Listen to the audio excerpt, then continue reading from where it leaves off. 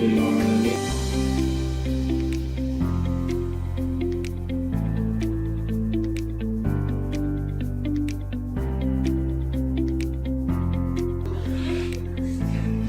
matematika.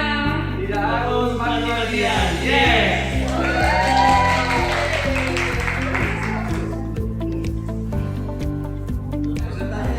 Presentasi kami akan disampaikan dengan Amir Sandi.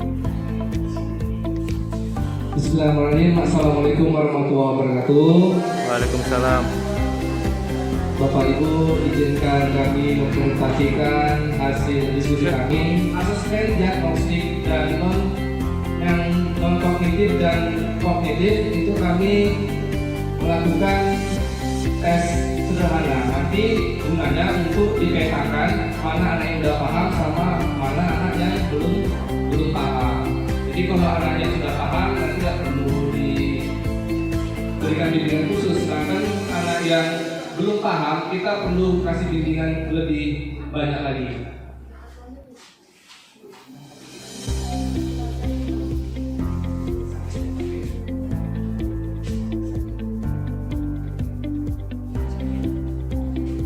Ini asesmennya kami buat di Canva ya.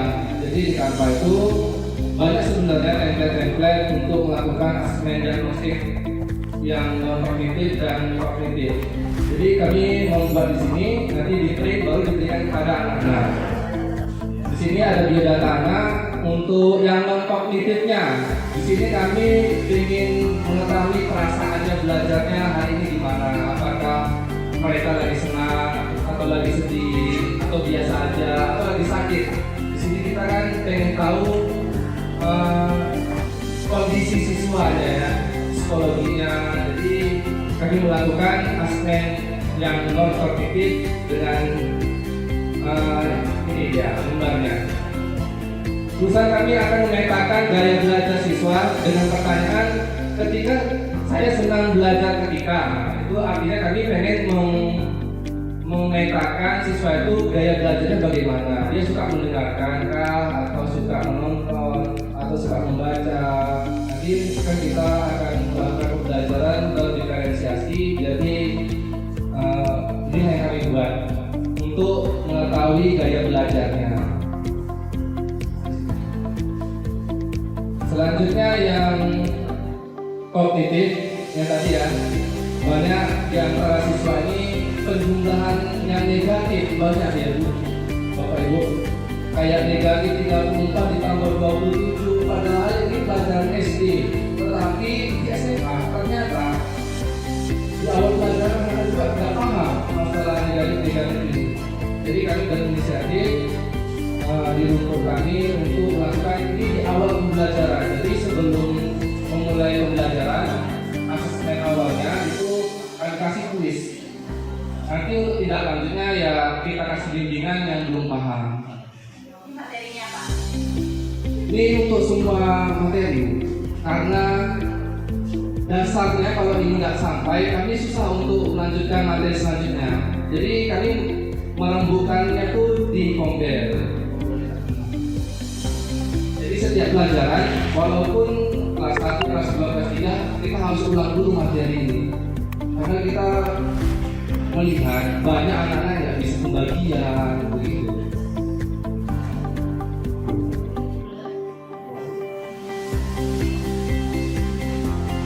Ya ini Bapak Ibu untuk asesmen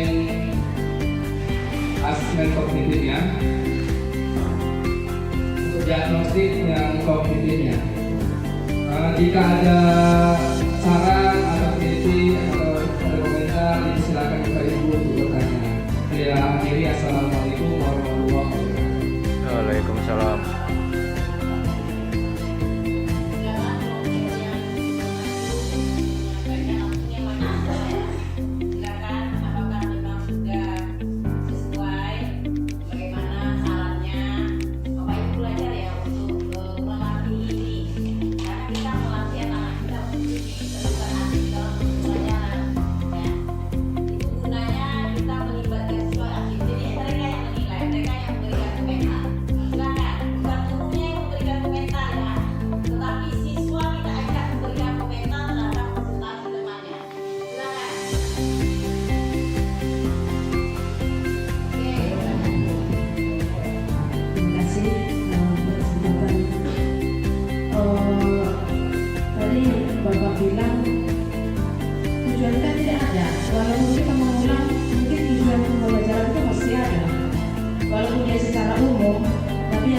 tujuannya. Ada tujuan ada tak?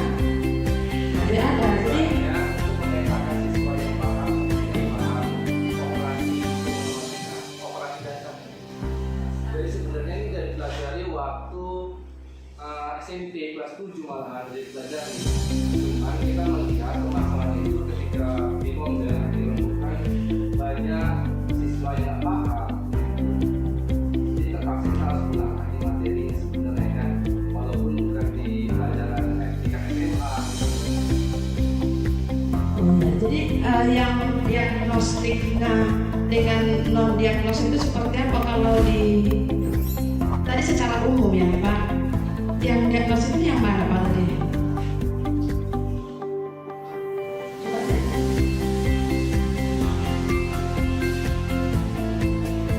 Diagnosis itu maksudnya kan asesmen yang dilakukan di awal pembelajaran gitu ya Bu. Ada yang non kognitif, yang non kognitif itu selain pelajaran, maksudnya tentang kondisi, psikologi, tentang perasaannya.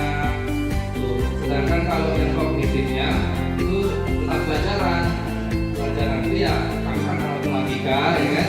Jadi dia pelajaran matematika yang kami keluarkan, walaupun bukan langsung menuju ke tujuan pembelajarannya, tetapi sebelum pembelajarannya itu. Terima kasih, boleh ditambahkan Bapak Ibu masukan.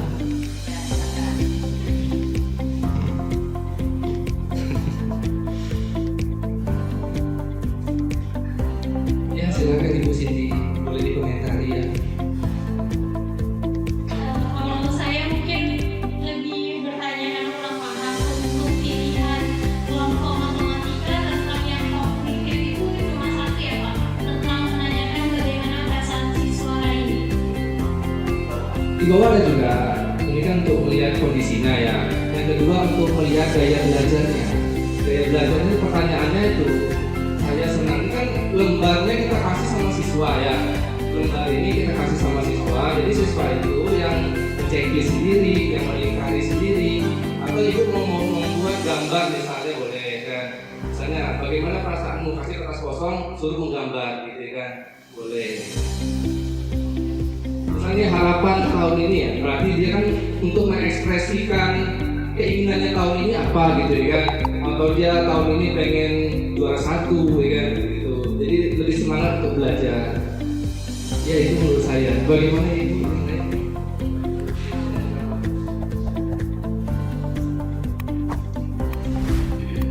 Saya cuma bertanya saja. Terima kasih Bu Cindy. Oke. Ada lagi?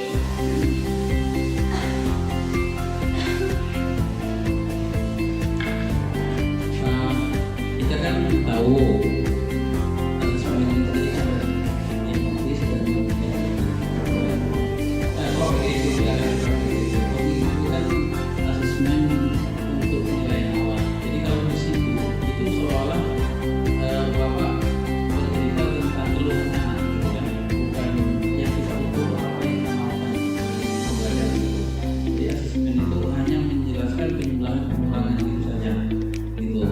Artinya di dalam ini itu belum menggambarkan, belum validasi, belum komplit gitu. Karena itu hanya ini seperti ini nanti nggak kalian gitu loh. Jadi apa yang kita inginkan gitu loh. Ini hanya penjumlahan dan pengurangan gitu loh. Ini anak suruh menjumlah atau apa ya? Berarti anak diberikan soal untuk menjelaskan atau untuk menjawab soal yang kita buat. Sementara di situ kita harus ada kerjanya apa yang ingin kita dari situ semua. Kalau itu anaknya setelah ada soal itu pasti terjamin anaknya terpandai dari SD sampai mungkin kita tadi itu loh. Jadi dari SD kalau ini pun dari SD loh, bukan yang SMP. Jadi yang bahasa slogan yang kita sampaikan dari itu kalau matematika tidak ada. Belajar matematika tidak harus matematian. Tidak ada mati-matian. Jadi seyogianya itu kan menggambarkan apa yang ingin kita sebagai seorang guru yang ingin kita capai gitu loh dalam analisis gitu tadi asesmen yang kita harapkan itu. Jadi ada AWSP-nya itu KKO-nya gitu loh. Harus terus diberikan ini kan penjumlahan pengurangan gitu. Terima kasih Pak Andi. Ya. kami menggunakan ini sebenarnya untuk memetakan siswa. Jadi ini bukan untuk siswa, tapi sebenarnya untuk kami gitu. Ini lembaga ke siswa, tapi hasilnya untuk kami memetakan begitu. Berarti ini dia maksudnya dia mau tes awal kalau dia berikan untuk kemampuan. Iya. Berarti bukan untuk pembelajaran selanjutnya gitu. Bukan. Jadi ibu harus jadi penengahnya antara kami berdua. Terima kasih. Terima kasih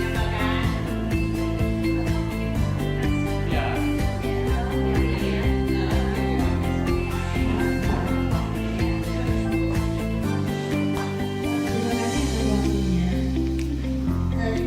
Yang kita bahas nanti kan asesmen OPD dan OPD itu kan dasar awalnya. Tadi di sini juga sudah asesmen OPD dan OPD yang mungkin. Dan misalnya tujuan pembelajaran ini bolehnya awal. Kalau di awal-awal tahun bisa saja, tapi setelah ada masukan ada tujuan pembelajaran, kita akan memetakan anak beda-beda. Jadi kita sesuai juga. Tanya apa tujuan kita pembelajaran hari ini? Ya mungkin kalau kita masuk ke sekolah, kan menjelaskan semua ini. Jadi tujuan pembelajaran apa ya? Kemudian kalau maksudnya tentang berbeda dan apapun yang kita misalnya dari mana lain sebagainya. Jadi itu sih kalau saya bacanya gitu. Tapi kalau di awal pembelajaran, di awal tahun kita laksanakan utama pada PR untuk pemerintah nih, gimana kita apakah di luar pembelajaran atau lebih banyak kita mana anak yang kita pahamkan, tetapi bukan di dunia pembelajaran asesmen awal saat ini. Kalau saya sih itu kita sosialisasi. Terima kasih Bu Sulasmi. Mungkin ya. Kalau kami berpikir mungkin kalau di pembelajaran biasanya ada namanya pertanyaan tematik gitu ya kan. Jadi itu sudah diwakili sebagai aspek awal untuk pembelajaran. Jadi kami ini gunakan untuk kognitif aja, untuk asesmen diagnostiknya saja. Terima kasih. Oke, sudah. Ya tidak berlama-lama ya Bapak Ibu. Bapak Ibu, ya kita pahami ya. Hanya ketika sama dengan siswa ya, ketika kita berikan pelajaran kepada siswa, makanya kita tidak perlu menyampaikan seperti saya ya, menyampaikan. Sebenarnya Pak Hamzah ada PPT saya yang memang sekali saya berikan 10 menit sebelum siswa mengerjakan mereka. Bapak Ibu, kita paham dulu asesmen diagnosis itu apa tadi? Apa tujuannya? Mendiagnosis kemampuan dasar siswa dalam topik sebuah mata pelajaran. Oke, mungkin ada beberapa topik yang bisa dibuat untuk materi ini, ya Bapak Ibu. Tetapi Bapak Ibu ingat ya, pahami semua. Tujuan kita adalah untuk memetakan kebutuhan belajar peserta didik pada setiap topik yang akan kita bahas. Nah, boleh mungkin ini di awal semester dibuat. Mungkin Bapak Ibu ada petakan beberapa topik misalnya. Tetapi Bapak Ibu akan lebih pas dan mengena ketika Bapak Ibu betul-betul memposisikan ini loh tujuan pembelajarannya. Jadi dia nggak nerawang. Tahu nerawang? Nah, tidak dia. Ini tujuan pembelajarannya, terutama pada topik-topik mata pelajaran yang baru. Ya, sampai di mana nih, Bapak Ibu? Saya juga tadi melakukan asesmen awal nggak dengan Bapak Ibu?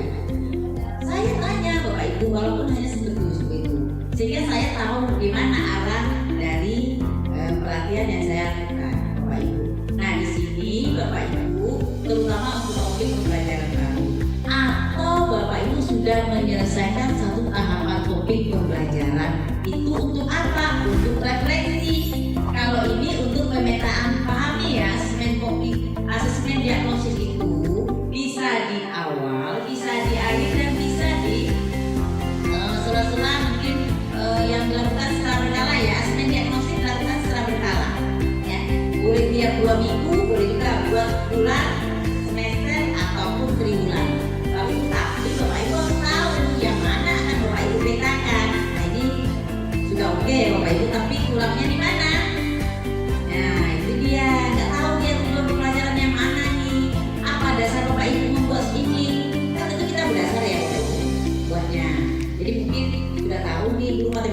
sudah tahu nih ini dasarnya untuk materi ini ya. Tapi Bapak Ibu harus, kita kan namanya kita latihan buat ya apa dasarnya, apa prasyarat dari kegiatan itu ini soalnya nyambung dia. Saya contohkan tadi orang pakai baju jilbab pro itu kan harus matching kan itu ya. Nah itu menyesuaikan. Kemudian perkalian dan pembagian apakah itu dua-duanya dimasukkan dalam asesmen diagnosis dalam satu. Nah Bapak Ibu, prasyarat untuk yang materi apa nih yang pengurangan dan penambahan. Nah ini ya Bapak Ibu ya. Nah tidak semua siswa juga nanti yang tidak paham ini, jadi sesuaikan dengan topiknya ya. Nanti Bapak Ibu buat foto yang sudah dibuat oleh kawannya tadi, pemetaannya tuh biar nanti nampak dia kemana ya. Ini kan belum ya. Nah di aspek kognitifnya sebenarnya sudah bagus tadi ya Bapak Ibu. Walaupun asesmen non kognitif, Bapak Ibu tetap membuatnya mengarah kepada topik atau materi yang akan Bapak Ibu bahas. Jangan lupa, satu lagi jangan lupa salah satu kebermanfaatan materi kita apa tuh materinya tadi. Yang tadi apa? Garis bintang, garis ujur. Kenapa siswa harus belajar garis bintang dan garis ujur? Ya. Siswa itu tak tahu Bapak Ibu. Ya, apa dia belajar matematika? Gak ada bukan di dalam apa katanya dalam saya bekerja nanti Bapak Ibu tidak. Setiap materi pembelajaran akan ada manfaatnya. Ananda, ya, bagaimana pembelajaran hari ini? Kita tunjukkan di akhir refleksi ya. Bagaimana perasaan kamu? Apa yang kurang pada kita pada hari ini? Apa yang harus kita tingkatkan? Itu. Apa manfaat pembelajaran hari ini? Ya, anak-anak harus diajak menganalisa. Ya.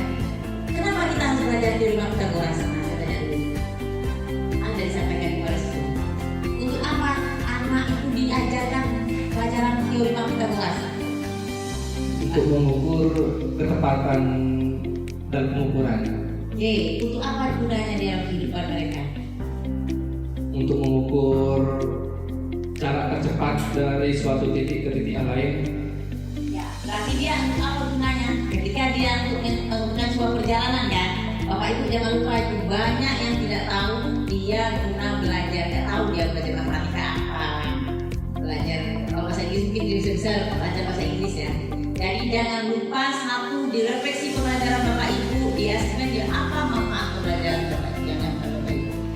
Bapak Ibu saya sudah 53 tahun baru tahu sekarang apa tujuan saya belajar teori Pythagoras. Ya. Jadi itu yang perlu disampaikan ya.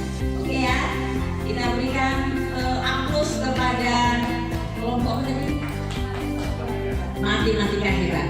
Ya, matematika hebat. Ya. Belajar matematika tidak harus mati-matian. Yes.